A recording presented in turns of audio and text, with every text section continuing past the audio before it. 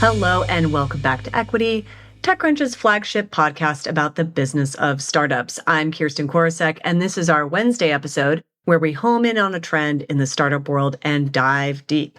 Today, we are talking to JP Morgan's head of startup banking, Ashraf Hebela. Ashraf, welcome to the show.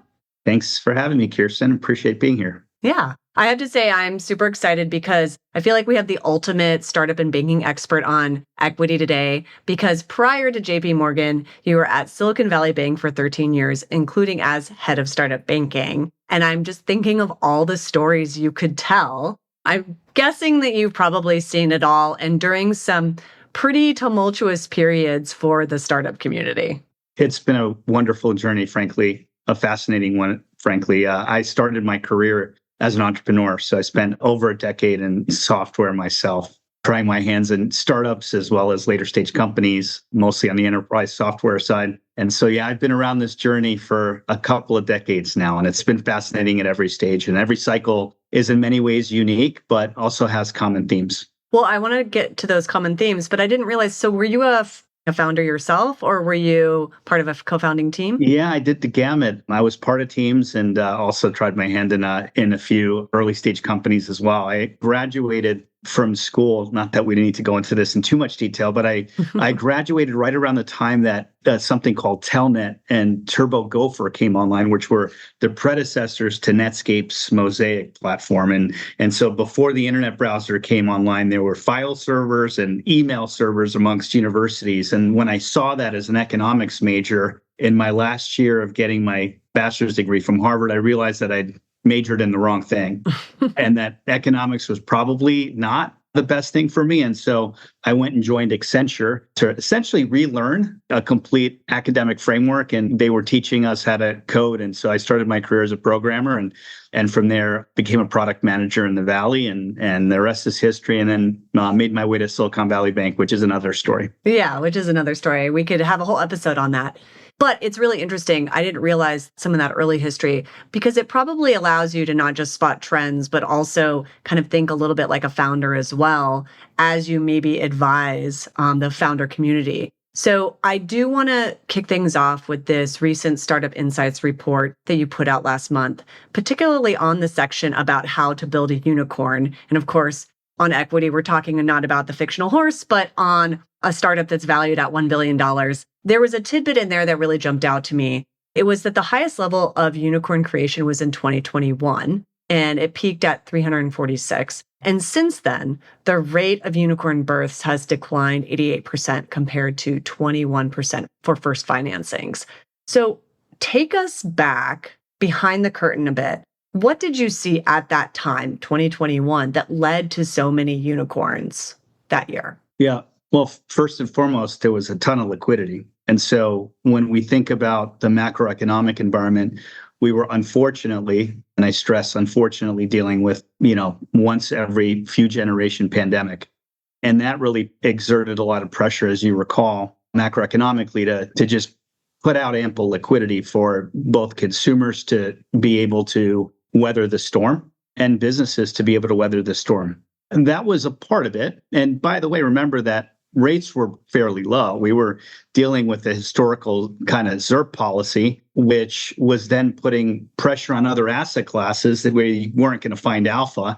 And so a lot of money was moving into the alternative investment asset class, which is where venture played, because that was a very plausible way of investors finding their way to alpha generation. So that sort of phenomenon on the macroeconomic put a lot of dollars into the hands of venture capital, and with it, innovators were the beneficiaries of that. So that's I'd say at the macro level. But we can't take away from the fact that entrepreneurs were continuing to build. And so you were starting to see, in many ways, the rise of artificial intelligence and the rise of hard tech around that time as well. And I don't know if some of it was driven by the fact that dry powder was very much available and liquidity was very much there. And so the opportunity to take larger calculated investment positions and larger calculated entrepreneurial decisions was more readily available because those dollars were there. But very much so, it was the sort of the rise of some of the recent trends we're seeing in example in artificial intelligence, in robotics, in the hard tech space. I think the two, in many ways,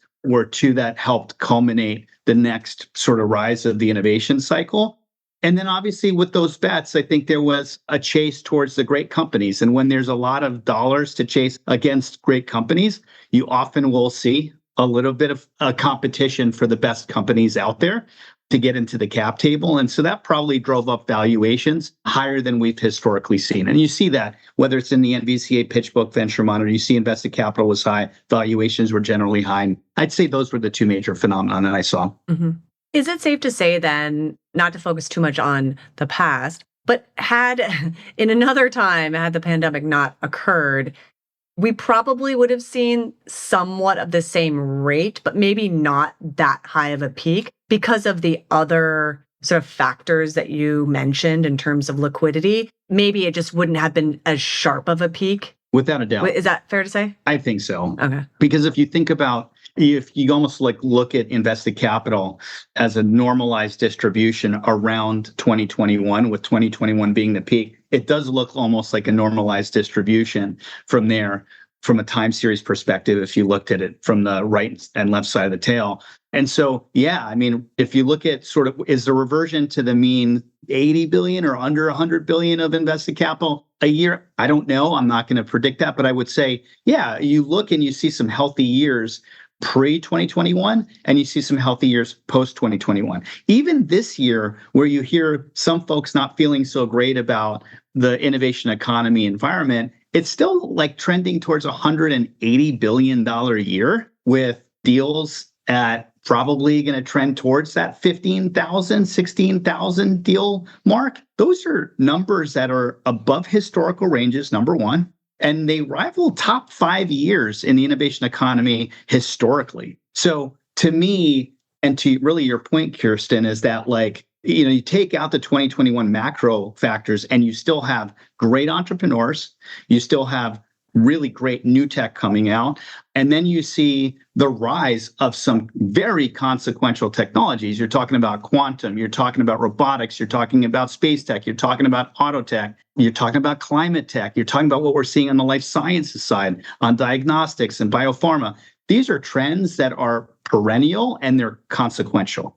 Then couple with the fact that you've got a geopolitical environment that in many ways is going to leverage technology for better or for worse as a competitive advantage. And so I think the geopolitical environment is also creating the need for technology to continue to foment and continue to progress. And then finally, I think in the past, technology has been verticalized. It's now horizontal. Everybody knows that in order for you to survive into the next cycle of company creation and company success, technology is going to be a core part of your paradigm shift. And so manufacturing companies, hospitals, it doesn't matter what industry you're in, everybody's using technology.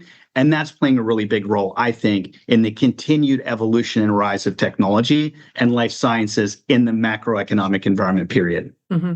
It's interesting because you cast a much more positive tone than I hear somewhat these days. And I wonder if it's just because everyone's comparing it to the peak of 2021. I mean, there is a decline, right, in comparison to those years. And yet you sort of painted a picture of still a ton of activity. Is there anything on the downbeat side in terms of change between 2021 or 2024? Or should we look at this as a normalizing, really, of events? So this is where, frankly, my entrepreneurial past probably gets the best of me, right? And I've just been around, I've been around tech for a long time, and I've seen the dot-com bubble. I saw 2008, and we're seeing, you know, some of the sort of post-COVID challenges as well.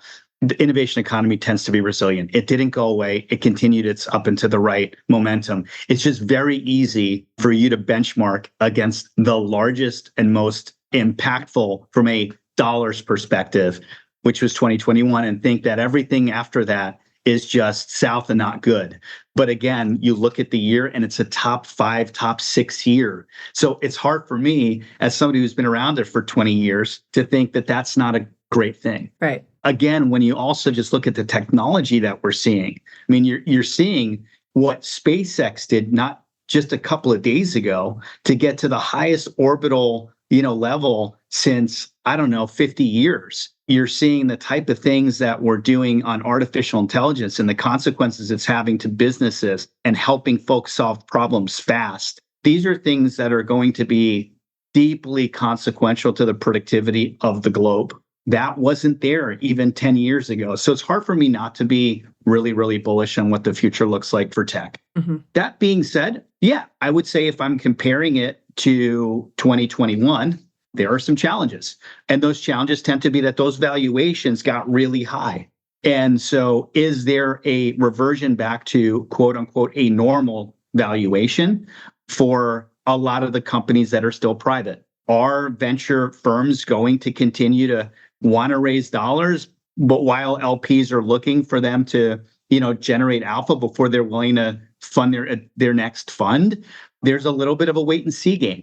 Are folks waiting for maybe the Fed to cut rates a little bit for them to see a little bit of a green shoot back where valuations can stabilize on the upside before they raise that additional fund or invest that additional capital in the company?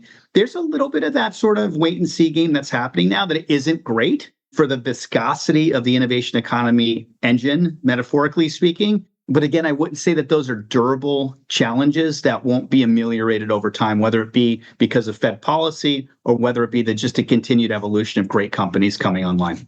I just want to say thank you so much for not mentioning interest rates in the first 1 minute of the show, because I do think it's so much more complicated than that, as you just noted.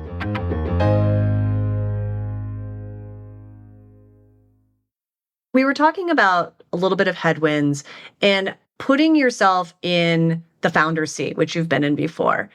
For those founders who are really hoping to turn their startup into the next unicorn, and maybe they're at an early seed stage, or maybe they're, more in their growth stage now, what are the primary headwinds for them right now? And how do they navigate that? Yeah, I would say it's a little bit of a have and have not environment right now, Kirsten. And that means there are going to be some, let's just say, non-AI and AI. And I'm saying that core AI, not I've got a company and it's AI-ified, and so I'm going to put it in the AI bucket. But we're talking about foundational models and truly AI-first companies. Then there are those that aren't.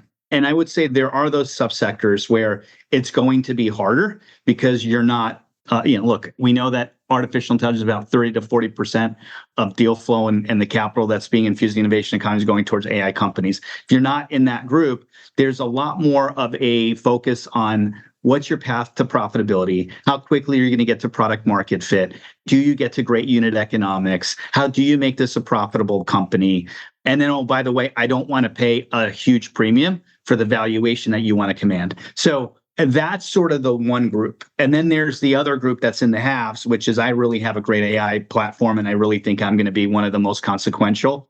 Those don't necessarily have as many conversations around the economics, and there are more conversations around the product and the technology. And so I do think that it's a different experience depending on the type of company that you're trying to bring online.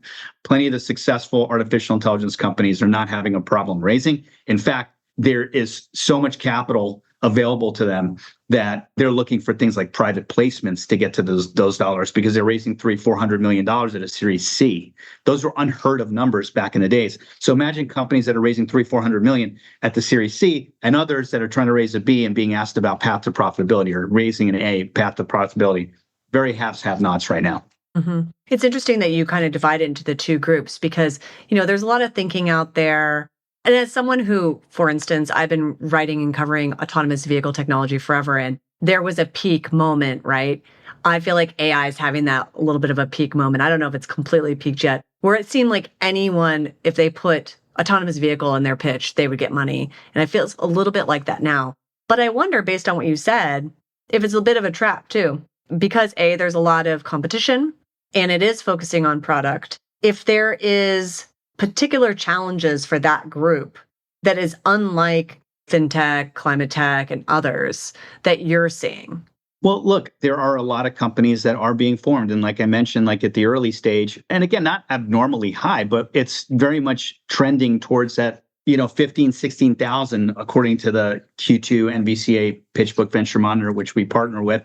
but it's the proportion of that that's attributable to AI. And so if you look at that insights report, as you mentioned, that we just put out, there's a lot in the artificial intelligence space. So the volume of AI companies that are being formed are high. And so there is naturally, I think, the consequence of that just by I'd say, just sheer laws of physics. Not all of them are going to IPO. Not all of them are going to find their way towards the perfect exit. But this is the beautiful part, I think, of the innovation economy. It's matured. It's no longer just an IPO game. There are really legitimate ways of exiting through M&A that's also really successful. Do I think it's all going to go M&A and all going to go IPO? No, there's going to be a culling, and that's going to be a natural consequence. But we also know that it takes, as the Insights report mentioned, oftentimes it's serial entrepreneurs that create successful companies. Sometimes you're not going to hit it out of the ballpark with your first investment in AI.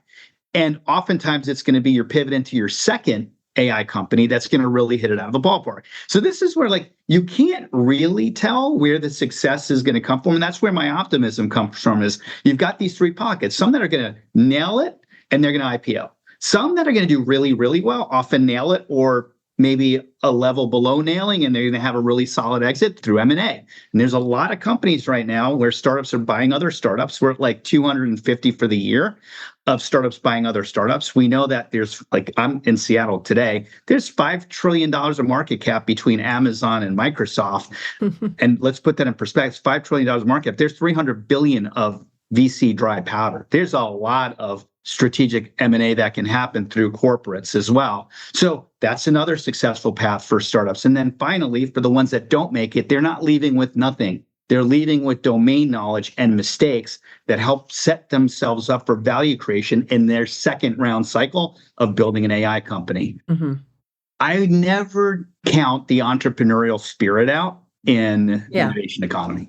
Well, I want to talk a little bit about that entrepreneurial spirit and get sort of personal at the founder level. So all things being equal, doesn't matter the startup, climate tech, fintech, SaaS, whatever. There's been a lot of talk these days about who is attracting that investment. And you mentioned this in the Insights report that when investment environment is challenging, investors tend to seek out reliable trades such as, that founder went to a top university. How does a founder navigate that, especially if they don't necessarily hit those particular traits that are considered quote unquote safe in the venture community? Yeah, I think that the startup piece that we put out that you're mentioning, it had a lot of different traits. I think that's the first thing to think about is it didn't only talk about the fact that you needed to be from a top tier university. You didn't have to go to only Harvard and Stanford to raise the dollars. It's acknowledging that there's a disproportionate relative to other universities where that's the case. But it also talked about serial entrepreneurship. It also talked about being a technical or functional founder. It also talked about the composition of a team, which is, there's a good chunk of founders that had co-founders that were able to create successful companies. It talked about expertise, which is how many had graduate degrees and specialties, because that's going to also differ. If you're in a hard tech environment where technical expertise matters, having a PhD in biochemical engineering and going into a life science play is going to matter in a world where that level of technical expertise matters. If you have a PhD in robotics or mechanical engineering, that's going to matter in a world where robotics is on the rise. Technical expertise will matter as well. So I think there's multiple vectors in which you can play your hand towards looking attractive on the company formation and then capital raising side. Let's also just assume you don't have any of those. I think at the end of the day, my 20 years to tell you that have a great idea that you're passionate about, be super resilient, know that you're going to hear no 999 times and you'll hear yes once, and then be discerning about who you're hearing the yes from, because you also want to make sure that that's going to be a long-term partnership. So not only did you hear it once, make sure that you don't need to say, I'm sorry, you're not the one, and move on again, because it's going to be a long-term marriage between you and your investor. But I do think that the resilience and the passion of an entrepreneur, regardless of their background and attributes, matters more than anything, because there's a whole lot more no's and challenges facing the entrepreneur than the yeses and the possibilities. And so lean on yourself, because it's going to be a long journey and oftentimes a lesson along the way. Well, I would be remiss not to mention also sort of leadership style, because there's been lots of talk recently since Paul Graham's column came out about founder mode. Oh, yeah. And I'm wondering, Just what are your thoughts about that? And does that really matter, especially to these early stage startups from where you sit? Yeah. I spent a long time, long and hard thinking about not only obviously that article, but just my experience being around the innovation economy for a couple decades. And I think that there was a lot of valuable information in that article, and it got a lot of chatter, as you and I both know. I would almost take a little bit of what was in there and I'd kind of focus on the attributes and the core message. And what I would say I would leave with, and what I would want as the perennial set of attributes to carry with you, is less on the specifics on founder mode and more on the philosophy of it, which is, to me, resilience and passion and commitment to the idea. Now, how that looks and how that tactically feels from one entrepreneur to another should be different. I don't think that there is a monolithic set of attributes tactically on what that looks like. I think that could be exclusionary, to be honest, without being specific about which ones those are. But those attributes can work really, really well for a specific gender or for a specific socioeconomic background or for specific folks that have been fortunate enough to be part of the quote unquote inside crowd, whether it be the universities or the former successful companies. So I think we need to be welcoming of the fact that those tactics will look different, and that should be a great thing. And that's why I think for me, it really comes down to the founder's values: resilience, enterprising, innovative, ability to get out there and network to the best of their ability, create circles of trust, create advisorship, build off great ideas that matter, that are solving real problems. I mean, to me, those are like value-based. I prefer that over culture. Right. There's a little bit of some of that stuff where the culture can get a little dangerous and exclusionary. Right. Well, I think that's an interesting point, and one that I hope the VC community is listening to, because I think it's easy for the VC community to be like, this is the thing, and sort of make it, as you said, monolithic, as opposed to really looking at even not just the founder themselves, but the sector they're in and what makes sense. Yeah.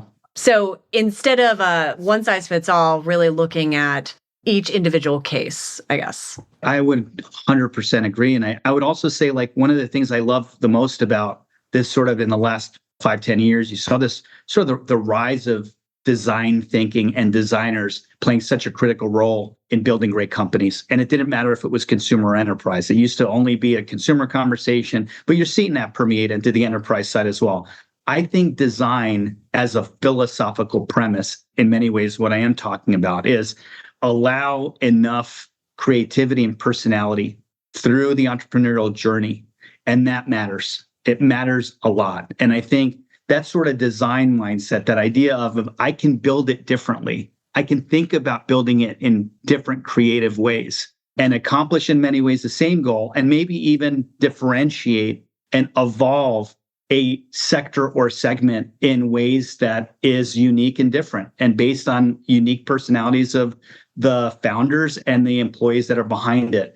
I love that concept because it's much more welcoming. And so I look at it the same way when I think about what does great founder mindset look like. I think that's the design of the founder, and we should welcome as many of those as possible. Mm-hmm. One aspect that also can play into the environment or the culture of the company and philosophy of the company and the founder, and even the amount that they're able in terms of investment attract, is sector and region, right? Which you do talk about quite a bit in the Startups Insight. And of course, it's not surprising that SaaS and AI were like the top two in terms of like early stage, in terms of top 10 sector. But I was surprised to see fintech in there as a rising one, and a few others, robotics being in there regionally speaking. Yeah. What were some of the, I guess, top trends that in the process of doing this report were surprising to you? Yeah. So let's just maybe specifically talk about fintech and robotics for a second, like, for lack of a better term, but like, I think some folks that may not have as many gray hairs as I do on my beard might not know that, look, like robotics was the OG of artificial intelligence, like spatial computing, vision computing, the physiological mimicking of the human body through robotics all require a level of artificial intelligence and a sophisticated level of artificial intelligence. So I think in many ways that we also are trying to pay homage to some of the founding vectors of artificial intelligence. It didn't only originate in pure software. Robotics was a big precursor and foundational launching pad for artificial intelligence. And it's wonderful to see that there are pockets, like we mentioned, Pennsylvania, at CMU, for example, where that domain experience has been fomenting for decades.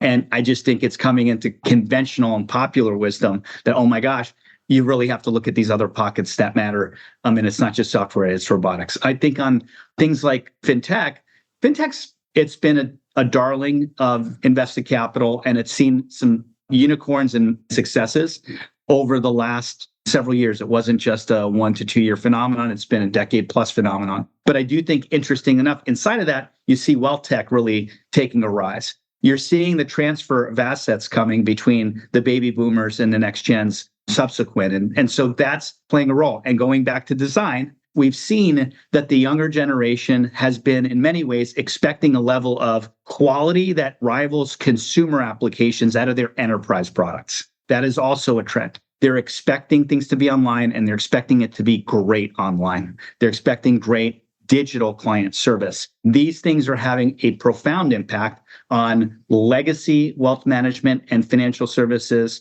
offerings and the newer ones, because the sensibilities of the sort of post-baby boomer, post-Gen X generations are expecting it. And so it's creating not only newer entrants in the market, but more entrants that are going to go after that untapped opportunity as that wealth transfer happens. So some really interesting demographic and economic transitions that we're seeing that are leading to some of these rises in the subsector specifically. Yeah. One quick follow-up on the fintech piece. I'm not sure if your report looked at the global environment, because when I think of fintech, I see a lot of growth in LATAM with fintech. And I'm wondering where you're seeing the pockets of growth with fintech in particular in the US and the rest of the world. So to your point, I think the innovation economy has gone global. I mentioned that statistic. I think it's somewhere in the realm of half of unicorns now are global. They're not US based. And so I think it's like 50 to 53%, don't quote me exactly, but it's something to that realm, are in the United States, and then the rest are international. And by the way, you're seeing that influence in specific geographies. So, you could see the influence of the LATAM entrepreneurial spirit make its way into Miami and Florida. And so that's a pocket where you're going to see the rise of, and it's not going to just be consumer and enterprise. You're going to see very specifically in fintech in Miami with that influence of LATAM coming. I also think New York is a major beneficiary of the fintech rise. New York is now the number 2 by invested capital, number 2 innovation economy center in the United States. To give you a rough idea is, I think, the Bay Area in the Q2 timeframe of this year, just Q2, it was a little south of $19 billion invested capital. And I think New York was right there at 16 billion or thereabouts. So, I mean, it is seeing a really significant uptick in the amount of invested capital it's commanding. And fintech tends to be a major sector inside of the New York innovation economy scene. So there are a couple of key pockets. Bay Area continues to be a pocket for fintech as well. There's not really any pockets that Northern California isn't really playing to. That is what makes it, in many ways, a stalwart and very much a unique environment and hard to replicate. So there are those pockets, but I'd say Bay Area and New York really stand out. Mm-hmm. Well, we're out of time. I do have one very quick question for you, which is, we've talked about Miami, Bay Area, New York. Are there any new pockets that are emerging that maybe weren't in your report that you're starting to keep an eye out in terms of regions where you're seeing some significant emerging startup activity? Yeah. Let's take the 2 proverbial elephants out of the room, which is New York and the Bay Area, because together they're probably commanding 40, closer to 50% of invested capital across the nation. Could be north of that, but it's in the thereabouts. I would say that there's a lot of other regions that are sort of uniquely positioned to take a nice sizable chunk of invested capital. And by that, I mean, not in the like huge billions, but we're talking the $1 billion to $500 million mark. I'm in Seattle. It's trending towards 1.5 billion this year. So it was at around 400 million in Q2. You're seeing Austin at thereabouts in that same sort of vector. Call it about 600 million or so in Q2. You're seeing Miami/Florida in that 400 or 500 million mark. Boston's in the 3 and change billion in Q2. So there's a lot of pockets. Colorado's online. I was just in Utah a couple of days ago. In Salt Lake City, there's an amazing tech and innovation market in Salt Lake City. So I think there's that 500 million quarterly in invested capital is in a lot of different regions. Austin, Miami, Colorado, et cetera, et cetera.